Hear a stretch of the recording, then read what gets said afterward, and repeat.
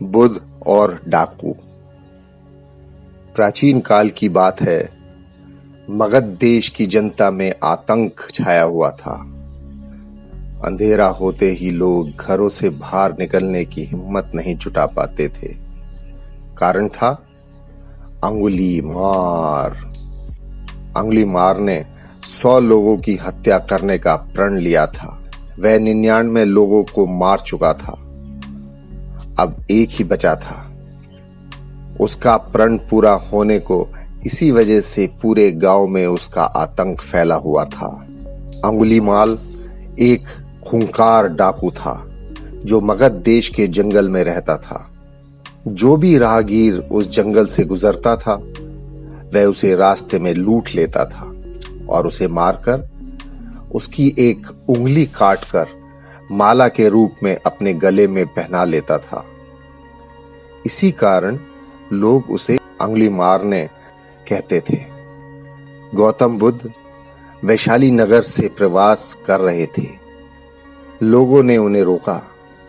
को लोगों ने बताया कि वैशाली के बाहर जंगल में अंगुलीमाल नाम का एक पिशाच जैसा लुटेरा रहता है। वह लोगों को लूटता है, मार देता है और फिर उनके हाथों की उंगलियां काटकर उसकी माला बनाकर पहन लेता है।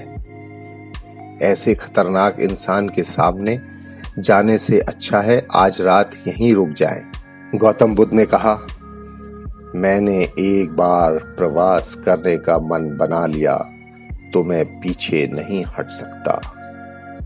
मुझे जाना ही होगा।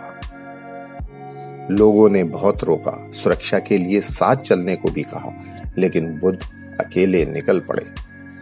बुद्ध अत्यंत शांत भाव से जंगल में चले जा रहे थे। तभी पीछे से एक कर्कश आवाज कानों में पड़ी, ठहर जा, कहां जा रहा है? बुद्ध ऐसे चलते रहे मानो कुछ सुना ही नहीं। पीछे से और जोर से आवाज आई, मैं कहता हूं ठहर जा। बुद्ध रुक गए और पीछे पलटकर देखा तो सामने एक खूंखार काला व्यक्ति खड़ा था। लंबा चौड़ा शरीर, बड़े हुए बाल, एकदम काला रंग, लंबे लंबे नाखून, लाल लाल आंखें, हाथ में तलवार लिए वो बुद्ध को घूर रहा था। उसके गले में उंगलियों की माला लटक रही थी। वह बहुत ही डरावना लग रहा था। बुद्ध ने शांत मधुर स्वर में कहा, मैं तो ठहर गया, भला तू कब ठहरेगा? अंगुलीमाल ने बुद्ध के चेहरे की ओर देखा। उनके चेहरे में बिल्कुल भय नहीं था, जबकि जिन लोगों को वह रोकता था वह भय से थर थर कांपने लगते थे। अंगुलीमाल बोला, हे सन्यासी, क्या तुम्हें डर नहीं लग रहा है? देखो, मैंने कितने लोगों को मारकर उनकी उंगलियों की माला पहन रखी है। बुद्ध बोले, तुमसे क्या डरना? डरना है तो उससे डरो जो सचमुच ताकतवर है। अंगुलीमाल जोर से हंसा, हे साधु, तुम समझते हो कि मैं ताकतवर नहीं हूं?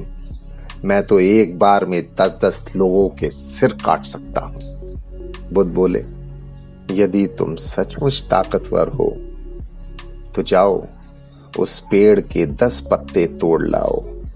अंगुलीमाल ने तुरंत 10 पत्ते तोड़े और बोला, इसमें क्या है, कहो तो मैं पेड़ ही उखाड़ लाऊं।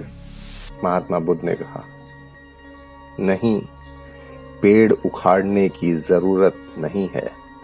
यदि तुम वास्तव में ताकतवर हो तो जाओ इन पत्तियों को पेड़ में जोड़ दो। अंगुलीमाल क्रोधित हो गया और बोला, भला कहीं टूटे हुए पत्ते भी जोड़ सकते हैं? महात्मा बुद्ध ने कहा, तुम जिस चीज को जोड़ नहीं सकते उसे तोड़ने का अधिकार तुम्हें किसने दिया? एक आदमी का सिर जोड़ नहीं सकते तो काटने में क्या बहादुरी है? अंगुलीमाल अवाक रह गया। वह महात्मा बुद्ध की बातों को सुनता रहा। एक अनजानी शक्ति ने उसके हृदय को बदल दिया। उसे लगा कि सचमुच उससे भी ताकतवर कोई है।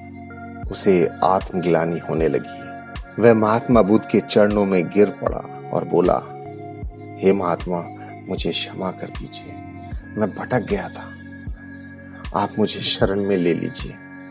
भगवान बुद्ध ने उसे अपने शरण में ले लिया और अपना शिष्य बना लिया। आगे चलकर यही अंगुलीमाल एक बहुत बड़ा साधु हुआ। कोई इंसान कितना भी बुरा हो, लेकिन अगर आप अच्छाइयां नहीं छोड़ते हैं तो कोई आपका कुछ नहीं बिगाड़ सकता है। सत्य और धर्म के आगे हर बुराई को झुकना ही पड़ता है। परेशानियों और मुसीबतों को सामने देख डरना और घबराना बेकार है। शांत मन से उनका सामना करें। धन्यवाद। मैं प्रकृति के कण कण को नमन करता हूँ।